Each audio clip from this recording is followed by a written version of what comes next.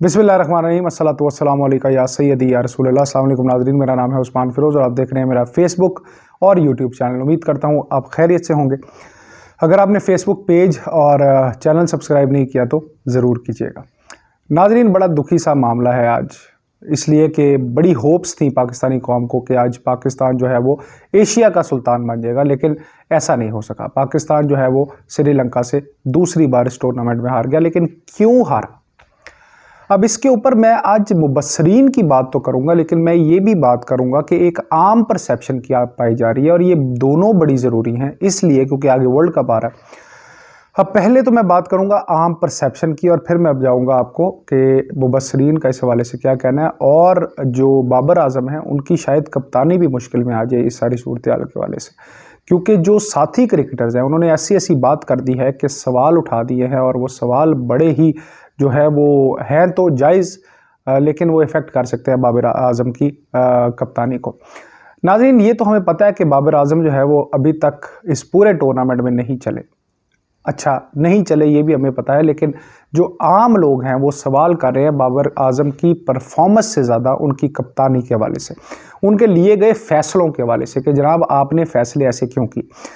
इसके अलावा जो है एक बहुत बड़ा फैक्टर और है, वो ये है कि रिजवान ने आज ऐसा क्यों खेला। कहा यह जा रहा है, लोग जो बात कर रहे हैं सोशल मीडिया पर वो ये बात कर रहे हैं कि रिजवान आज ऐसा लगा जैसे अपने लिए खेल रहे हैं। हालांकि रिजवान एक बड़ा ही टीम प्लेयर किस्म का आदमी है, टीम ओरिएंटेड किस्म का आदमी है और खिलाड़ी है, लेकिन आज वो मुख्तलिफ क्यों थे। अमूमन ये होता है कि अगर कोई पार्टनरशिप लंबी चल जाए, यानी पहले 10 ओवर्स के लिए पार्टनरशिप लग जाए, तो ये माना जाता है बड़ी टीमों में कि जनाब वो मैच वो जीत जाएंगे क्योंकि उनकी स्टेबिलिटी आ जाती है। लेकिन नाजरीन, आज जो है वो ऐसा काम किया गया जो बेस बना पाकिस्तान के हारने का, और ये पिछले मैचेस में भी होता आ रहा है। मैंने आपको पिछले वीलॉग में भी, अपने जो पहले मैंने एशिया कप के हवाले से किया था उसमें भी बताया था कि जनाब अली पाकिस्तान का जो मोमेंटम है वो बड़ा ही अजीब किस्म का है। वो इस तरह है कि कंसिस्टेंसी जो है वो बिल्कुल नहीं पाई जा रही थी, और हो ये रहा था कि कोई एक हीरो बन जाता था किसी भी एक मैच के अंदर,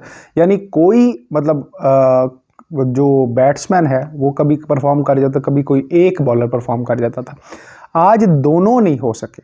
आप गजब देखें कि आज पाकिस्तान ने तकरीबन 58 के स्कोर पर श्रीलंका की जो है वो 5 बड़ी विकेटें गिरा दी थी, यानी कमाल कर दिया था। लेकिन उसके बाद सिर्फ एक विकेट गिरने के बावजूद 170 रन का टारगेट जो है वो बोर्ड पे 170 के करीब रन जो है वो बने, और ऐसे लग रहा था जैसे किसी भी बॉलर को कोई ग्रिप है ही नहीं, कोई तरीका ही नहीं है। और आफरीन है श्रीलंकन बैट्समैन के ऊपर कि उन्होंने इतना सेंसिबली खेला ये सारे, और सारी शॉट्स, कोई एक भी तुक्का नहीं कह सकते जिसमें सारी शॉट्स कैलकुलेटेड थी। लेकिन उसके बरक्स पाकिस्तान ने क्या किया, उन्होंने बाबर आजम की कप्तानी पे इस तरह सवाल हो रहे हैं बॉलिंग और बैटिंग के हवाले से दोनों। पहला सवाल ये है जो बहुत जो है लोग पूछ रहे हैं इस वक्त, वो ये है कि नवाज को एक ओवर क्यों कराया गया। दूसरा बड़ा ये सवाल कर रहे हैं कि इफ्तिखार अहमद के स्लो तरीन जो है वो खेलने के बाद और इफ्तिखार की जो पेस है उसको देखते हुए हैदर अली को क्यों शामिल नहीं किया गया।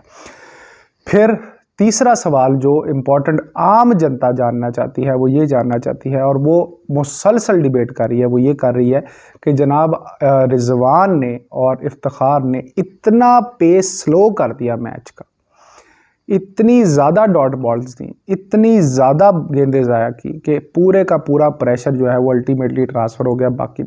अब अगर 14 ओवर्स तक या 13 ओवर्स 14 ओवर्स तक आप बिल्कुल हिटिंग करेंगे ही नहीं और स्कोर का, रन रेट का एक पहाड़ खड़ा कर देंगे अगले आने वाले के लिए, तो आगे आने वाले जो खिलाड़ी हैं वो लामहला उठाएंगे, आके मारेंगे, और क्या कर सकेंगे, कुछ भी नहीं कर सकेंगे। और फाइनल का प्रेशर अपनी जगह के ऊपर।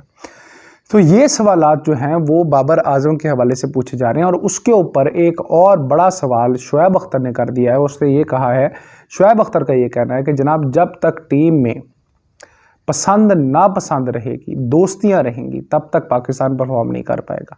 यानी अब तक के टूर्नामेंट में एक मेहनत से, जिसकी भी मेहनत रही है, उन्होंने एक अपना सेमीफाइनल तक क्वालिफाई किया, बड़ी बड़ी टीमों को पिछाड़ दिया पाकिस्तान ने, खा किसी भी तरह पिछाड़ा, लेकिन जितनी गलतियां आपने पहले की उससे बिल्कुल सीखा ही नहीं आपने। और डिसीजंस की इतनी कमी। यानी जब आपने इफ्तिखार को भेजना था तो आपको पता था कि एक हिटर होना ज़रूरी है, तो आप पहले आसिफ को भेजें, या आप पहले जैसे आपने पहले पिछले मैच में ये किया था कि आपने पहले नवाज़ को भेज दिया था। आपने नवाज़ को भी उस वक्त भेजा जिस वक्त वो बेचारा कुछ भी नहीं कर सकता था सिवाय उठाने के, और उसने यही किया। आसिफ ने भी बगैर सोचे समझे मारा। यानी बहुत सारी चीज़ें ऐसी हैं जो आप टाइमली कैलकुलेट कर सकते थे लेकिन नहीं कर सके। इसी तरह आप सिग्नल दे सकते थे, रिजवान को समझा सकते थे कि इतने स्लो पेस के ऊपर, इफ्तिखार को समझा सकते थे, लेकिन नहीं, ऐसा भी नहीं किया गया। अगर अब सवाल जो है, जो हमने हारना तो वो हम हार गए, लेकिन सवाल लोगों का ये है कि आगे वर्ल्ड कप आपके सामने आ रहा है, इंजरीज आपकी जान नहीं छोड़ी, तो फिर आप ये कैसे करेंगे आगे वर्ल्ड कप में? पूरी दुनिया की टीमों का मुकाबला कैसे करेंगे? आप इस बार भारत को हराने में नाकाम रहे, लेकिन भारत के साथ साथ अब वेस्ट इंडीज़ भी आएगी, ऑस्ट्रेलिया भी आएगी, साउथ अफ्रीका भी आएगी। यानी पाकिस्तान की दुनिया की माजरत के साथ टॉप टीम्स जो है वो आपके मद्दे मुकाबले होंगी, और आप जो है वो इस वक्त पसंद नापसंद की सूरत हाल में जो है वो चल रहे हैं। ऐसा नहीं होना चाहिए। और बाबर आजम के ऊपर तो सवालिया निशान है ही परफॉर्मेंस के ऊपर। आज की परफॉर्मेंस रिजवान की भी बहुत ही ज़्यादा तकलीफ देती।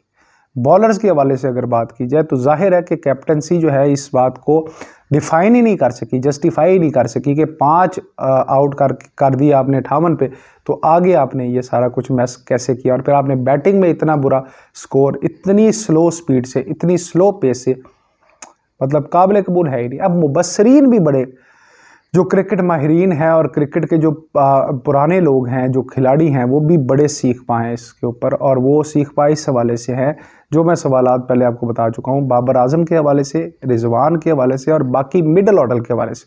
नाज़रीन, मिडल ऑर्डर इस वक्त बुनियादी तौर पे मसला बना पड़ा है पाकिस्तान का। बॉलर्स जो हैं वो फिर भी किसी हद तक परफॉर्म कर रहे हैं, लेकिन मिडल ऑर्डर जितनी बुरी तरीके से फ्लॉप हो रहा है। और आप देखिए कि जुल्म ये है कि एक भी कैलकुलेट, जिस तरह श्रीलंकन बैट्समैन ने बिल्कुल कैलकुलेटेड शॉट्स खेली, इस तरह आपका एक बैट्समैन भी आज नहीं देखने में आया जिसने कोई कैलकुलेटेड शॉट, कोई कैलकुलेशन की हो।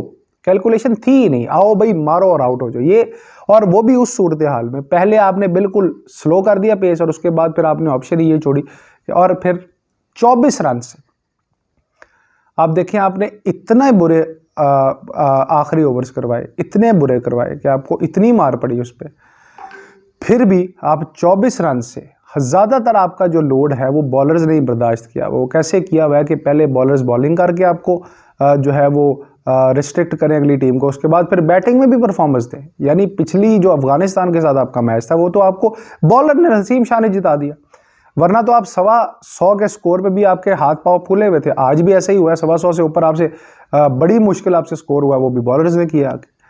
तो ये सारी बातें मुबस्सरीन, जो साबिक प्लेयर्स और जो अवाम है, इस वक्त सीख पाए इस हवाले से, और बाबर आजम और रिजवान को खसूसन लेके शदीद तनकीद का निशाना बनाया जा रहा है। ऑल दो हम ये मानते हैं कि सेमीफाइनल में आना एक अचीवमेंट थी, लेकिन अगर हमारा रवैया इसी तरह का रहा, हम कंसिस्टेंसी ना दिखा सके, हमारा रवैया इसी तरह का रहा, तो फिर हम वर्ल्ड कप किसी सूरत नहीं जीत सकेंगे।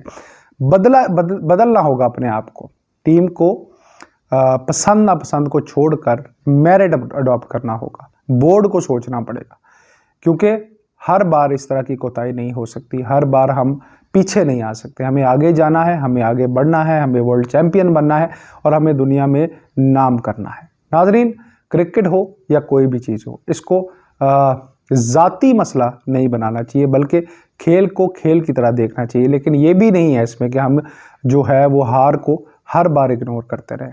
हमें जो मुमकिन चेंजेस हैं वो करनी चाहिए, परफॉर्मेंस को देखना चाहिए और मेरिट को आगे लेके आना चाहिए। नाजरीन, सोचिए पाकिस्तान के लिए, सोचिए समझिए, क्योंकि ये मुल्क आपसे